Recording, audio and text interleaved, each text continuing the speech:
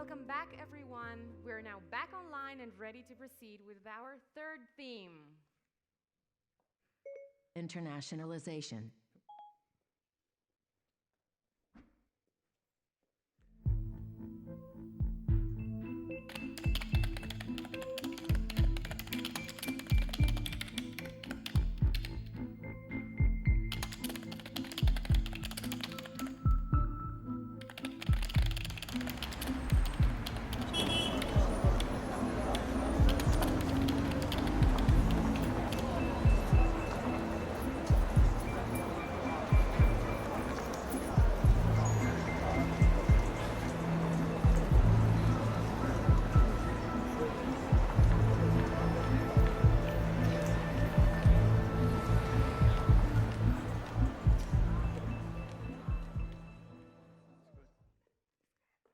Our next speaker is a strategic advisor of internationalization to the executive board here at University of Maastricht.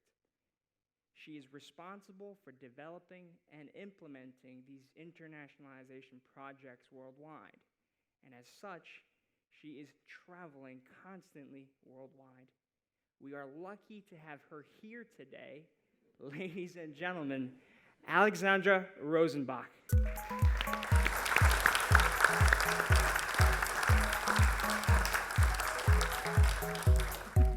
Thank you. Good morning, everybody. I'm very happy to be here today to share with you our plans on internationalization for the next years. We are a globally linked European university, and internationalization is very much a core feature of our DNA, and it will remain to be in the years to come. The first point I'd like to make is that we want to link regional developments to the world. As you know, we have exciting developments here in the region on our Brightlands campuses, and we want to link them more explicitly and better to the international arena. They open up exciting possibilities in education and research. We will attract international students in our new sciences programs, and there's also a lot of exciting job opportunities on our campuses for highly skilled knowledge workers. Oh, something funny is happening. There's a Skype call coming in. Shall we take that call and see who it is? Hey. Hi, Alex. How are you? That's Jan. He's a former colleague of mine and a graduate of Maastricht University. Jan, how are you? Can you hear me? I'm well, thank you. I'm currently in Brussels. What's going on over there? Why are there so many people in the background? Well, Jan, today's the opening of the academic year, and I just started to present our plans for internationalization to our audience, so calling at a special time. What are you doing in Brussels? Oh yeah, that's right. The opening of the academic year. I totally forgot about this. Hi, everyone. And about your question, I currently work at the European Commission in the Directorate for Health and Food Safety in Brussels. That's pretty impressive. How did you get that job, Jan? Well, following my master's degree at Maastricht University, I was selected for a traineeship program at the European institutions. It's basically a program for university graduates that gives them the possibility to gain first insights into how the institutions work. In my case, that was the European Commission, the Directorate for Health and Food Safety. So yeah, the work was great. I had a lot of fun there. I really liked the topic that I worked on. I got on well with people, and I think they appreciated my work there. So in the end, they asked me to stay on, which I did. Of course, I think that partly I got this position and the traineeship based on my experience and on the work that I did. But I also think that having graduated from Maastricht University played a major role. Definitely to get this traineeship and also the work later on. So I'm quite happy that I did this degree. Great. So do you think in general we as Maastricht University have a good reputation in Brussels? Yes, definitely, I would say so. I think we are well known here in both the private and the public sector, particularly for the problem-based learning approach that we that we have, but also for the European and international dimensions that we attach to our curricula.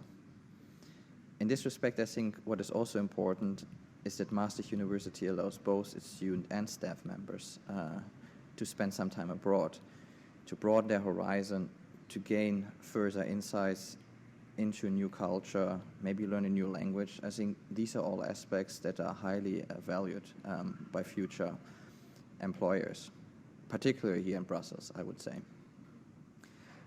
But I think you should know what I'm talking about, because you spent some time in Sydney last year.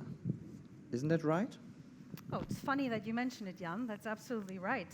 Maastricht University gave me the unique opportunity to go to the University of Sydney for 3 months. So I spent some time there working in their international office. I was also based at the Secretariat of the Worldwide Universities Network, which is located there. So I got wonderful insights into how things work in Australia. Definitely recommend it to other staff as well. It's really great. I think not only students, but also staff members should really consider this possibility. And probably many don't even know about this. So we should definitely promote this further and more at Maastricht University, I think. Yes, I absolutely agree with you. And staff mobility as well as student mobility are both key features in our new strategic program. And we absolutely want to stimulate this and promote it better amongst staff. The networks that we are member of, like the Young European Research Universities Network and the Worldwide Universities Network, give us ample opportunities to actually send people abroad and spend shorter or longer periods at other universities. So, do you actually visit our campus in Brussels from time to time? Yes, actually I'm just coming from the campus. And I was also there a few weeks ago for a lecture and then again for an alumni event. So that was great. And also, as you might know, I still have this intention to come back to Maastricht to do my PhD. So I'm currently working on my research proposal. And yeah, for that the campus is great because you got those working spaces there, you got a copy machine, you got free coffee. So once in a while I go by there just to work on my proposal. And yeah, it's actually amazing how many Maastricht alumni you also meet outside of the Brussels. So definitely quite a few of us here. And in this respect, I think it's a particularly smart idea that Maastricht University is now attempting to promote the campus a little bit more here in Brussels. I think there are definitely quite a lot of opportunities for us here. I think further courses on offer would be great, maybe even a full degree program. I think we could really make an impact here, not only by spreading our knowledge a little bit further, but also by really shaping the European agenda as a higher education institution in this sector. Yes, I agree with you. It's also on our agenda for the next years. We really want to turn our campus into a sort of gateway to Europe, a platform also for our research theme. Whoa, well, seems I'm very popular this morning. There's another Skype call coming in. Jan, can you hold the line for a moment? It seems someone else wants to speak to me as well. Hi, Alexandra. This is Lauren. Oh, okay. Hey, Lauren. How are you doing? Can you hear me? You still there? Lauren? Speak Good. to us. How are you? I didn't realize you were that busy this morning. Should I call you back later? Well, I am quite busy, you're right, because I'm in the middle of a presentation right now on our new strategic program. But Jan was just sharing his experiences with us, so maybe you can do the same, since you're also an international student here. Tell us a little bit about yourself. Why did you come here to study?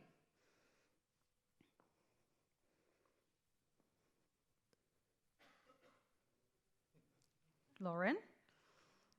Would you enlighten us? Oh, well, okay, sure.